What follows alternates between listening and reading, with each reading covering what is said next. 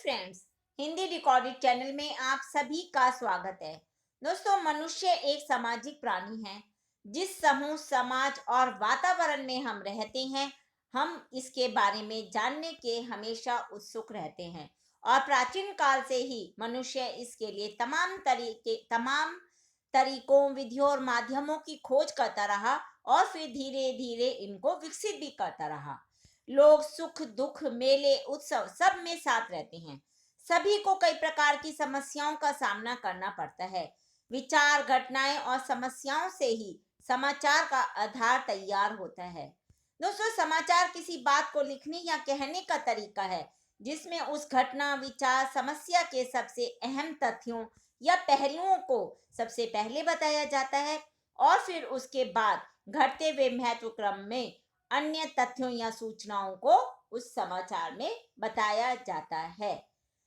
अब ये जो समाचार हम सुनते हैं, पढ़ते हैं, इनको संपादित करने के लिए भी संपादक होता है, जिसे हम संपादक कहते हैं। वह प्रतिदिन उप संपादकों और संवाददाताओं के साथ बैठक कर प्रसारण, कवरेज और निर्देश देते रहते हैं, तभी कोई समाचार हम तक पहुंच पाता है। दोस्तों, कोई भी समाचार संपादक अपने विभाग के समस्त कार्यों में रूपता और समन्वय स्थापित करने की दिशा में महत्वपूर्ण योगदान देता है। तो आज हम समाचार संपादन के विषय में विस्तार पूर्वक चर्चा करेंगे। आज हम संपादन के महत्वपूर्ण चरण, समाचार संपादन के तत्व, इसके अंतर्गत शीर्षक, आमुख और समाचार का ढांचा, साथ ही साथ अंत में हम समाचार संपादक की आवश्यकताएं, इस पर चर्चा करेंगे। तो चलिए दोस्तों, शुरू करते हैं हम आज का अध्याय और जानते हैं समाचार संपादन के विषय में।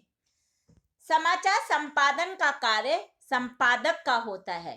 संपादक प्रतिदिन उप संपादकों और संवाददाताओं के साथ बैठक कर प्रसारण और कवरेज के निर्देश देते रहते हैं और समाचार संपादक अपने विभाग के समस्त कार्यों में एक रूपता और समन्वय स्थापित करने की दिशा में काफी महत्वपूर्ण योगदान देते हैं।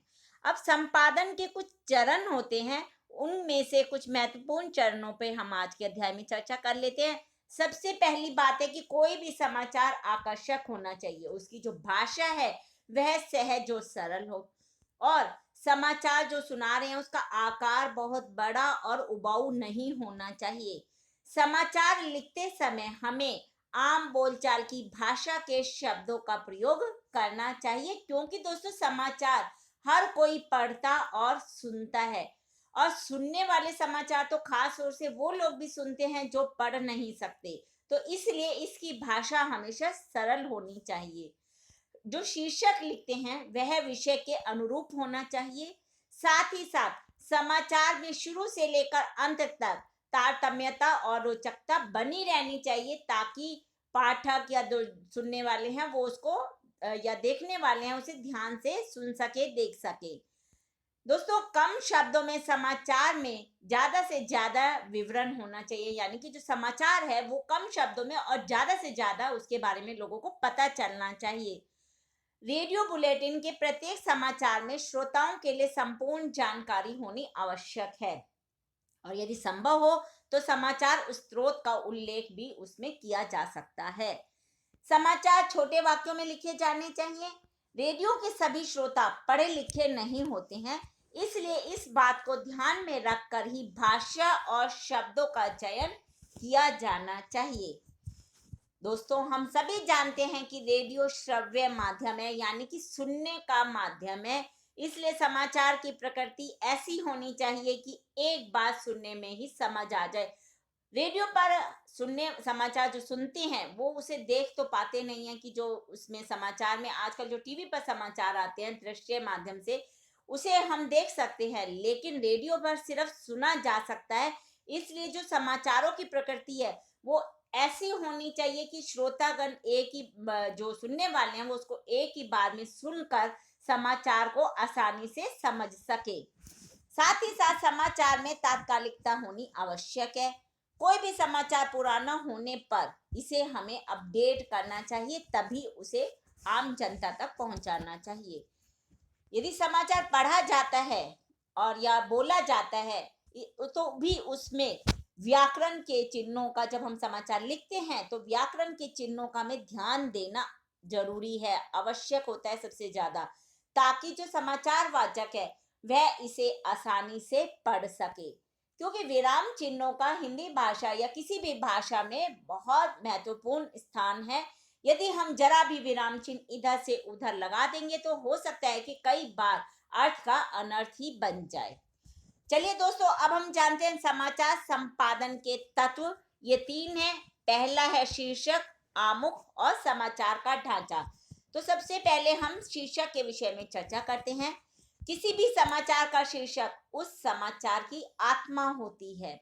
शीर्षक के माध्यम से न केवल श्रोता किसी समाचार को पढ़ने के लिए प्रेरित होते हैं, अपितु शीर्षक के द्वारा वह समाचार की विषय वस्तु को भी आसानी से समझ सकते हैं। तो शीर्षक का विस्तार समाचार के महत्व को दर्शाता है। इसलिए एक अच्छे शीर्षक में कुछ गुणों का होना आवश्यक है। वे गुण बता देती हूँ। सबसे पहला है कि जो भी शीर्षक आप लिखते हैं वह बोलता हुआ प्रतीत होना चाहिए, यानी कि उसको पढ़ने मात्र से समाचार की विषय वस्तु का आभास हो जाए। शीर्षक तीक्ष्ण एवं सुस्पष्ट हो, उसमें श्रोताओं को आकर्षित करने की क्षमता हो। शीर्षक वर्तमान काल में लिखा गया हो, क्योंकि जो वर्तमान काल में लिखे गए शीर्षक होते हैं वो घटना की ताजगी का संदेश हमें देते हैं, यानी कि उसके द्योतक होते हैं। अंग्रेजी अखबारों में लिखी जाने वाले शीर्षकों के पहले ए, एन, डी आदि का प्रयोग नहीं किया जाना चाहिए कोई भी शीर्षक लिखने से पहले। यही नियम हिंदी में लिखे शीर्षकों पर भी लागू होता है। और शीर्षक में यदि आवश्यकता हो तो सिंगल इन्वर्टेड कोमास का प्रयोग करना चाहिए, क्योंकि जो डबल इन्वर्टेड कोमास है ये जगह ज्यादा घेर लेते हैं, अधिक स्थान घेरते हैं। शीर्षक में यदि किसी व्यक्ति के नाम का उल्लेख किया जाना आवश्यक है तो उसे एक ही पंक्ति में लिखा जाना चाहिए। ये ना हो कि नाम को तोड़कर आप 2 पंक्तियों में लिख दे। इससे क्या होगा, जो शीर्षक है उसका सौंदर्य समाप्त हो जाएगा। और शीर्षक कभी भी क्रम वाच्य में नहीं लिखा जाता है। अब हम जानते हैं आमुख के विषय में। दोस्तों, आमुख के जब हम लिखते हैं तो उसमें 5 W और 1 H के सिद्धांत का पालन करना चाहिए। अब आप सोच रहे होंगे कि 5 W है क्या चीज, यानी कि हु, व्हेन, वेयर, व्हाट और हाउ का अंतर पाठक को मिल जाना चाहिए। किंतु वर्तमान में जो आजकल है इसका सही से पालन नहीं हो रहा है। आज छोटे से छोटे आमुख लिखने की प्रवृत्ति तेजी से पकड़ रही है और इसके फलस्वरूप इतने प्रश्नों का उत्तर एक छोटे आमुख में देना कई बार संभव ही नहीं हो पाता। एक आदर्श आमुख में कम से कम 20 से 25 शब्द होने आवश्यक हैं। समाचार का ढांचा। दोस्तों, इसमें महत्वपूर्ण तथ्यों को क्रमबद्ध रूप से प्रस्तुत करना चाहिए। कम से कम 150 शब्द और अधिक से अधिक 400 शब्दों में लिखा जाना चाहिए। अधिक लंबे समाचार पाठकों और श्रोताओं को आकर्षित नहीं करते हैं। समाचार संपादन में समाचारों की निम्नलिखित बातों का विशेष ध्यान रखना पड़ता है। वो कौन कौन से हैं? कोई भी समाचार लिखते वक्त समाचार किसी कानून का उल्लंघन तो नहीं कर रहा, समाचार नीति के अनुरूप तो है, साथ ही साथ समाचार तथ्यों पर आधारित है, समाचार की जो भाषा है वह पुष्ट एवं प्रभावी है। यदि भाषा पुष्ट नहीं है तो उसे पुष्ट बनाया जाना आवश्यक है। दोस्तों, समाचार को स्थान और उनके महत्व के अनुसार विस्तार देना आवश्यक है। समाचार में आवश्यक सुधार कर अथवा उसको पुनर्लेखन के लिए वापस करें। यदि आपको लगता है कि समाचार सही से नहीं लिखा गया तो उसे पुनर्लेखन के लिए दोबारा वापस कर दें। समाचार का स्वरूप सनसनीखेज नहीं होना चाहिए।